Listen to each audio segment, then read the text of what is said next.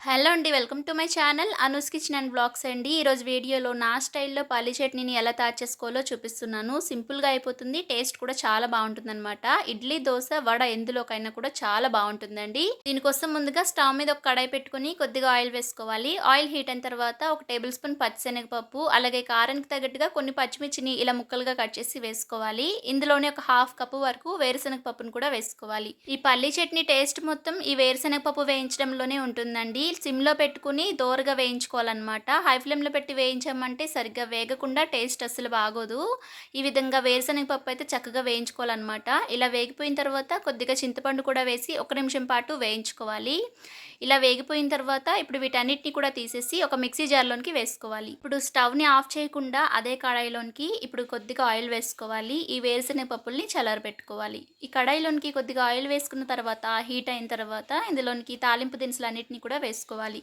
పచ్చిశనగపప్పు, మినపప్పు, ఆవాలు, జీలకర్ర, అలాగే ఎండుమిరపకాయలు, కరివేపాకును కూడా వేసేసి ఈ తాలింపుని బాగా వేయించుకోవాలి.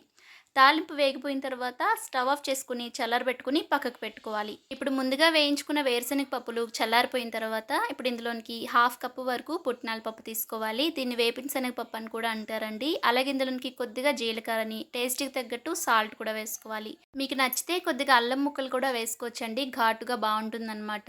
అలాగే ఇందులోనికి కొద్దిగా వాటర్‌ని కూడా పోసేసి వీలైనంత మెత్తగా గ్రైండ్ చేసి తీసుకోవాలనమాట. ఇప్పుడు గ్రైండ్ చేసిన తర్వాత ముందుగా వేయించుకున్న తాలింపులోకి వేసేసుకోవాలి. మీకు కన్సిస్టెన్సీకి తగ్గట్టుగా వాటర్ అనేది పోసుకోవాలన్నమాట.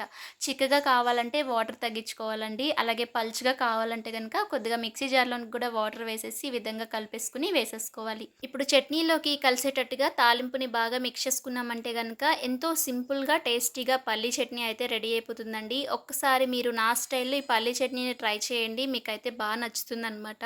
ఏ టిఫిన్స్‌లోకైనా కూడా చాలా బావుంటుంది. మీరు కూడా ఒకసారి ఈ పల్లీ చట్నీని ట్రై చేశాక మీకెలా కుదిరిందో కామెంట్ చేయండి. నా వీడియో నచ్చితే లైక్ చేయండి, షేర్ చేయండి. అలాగే ఇలాంటి మరెన్నో సింపుల్, క్విక్, టేస్టీ రెసిపీస్ కోసం మన ఛానల్‌ని సబ్స్క్రైబ్ చేసుకోండి. Thanks for watching. బై.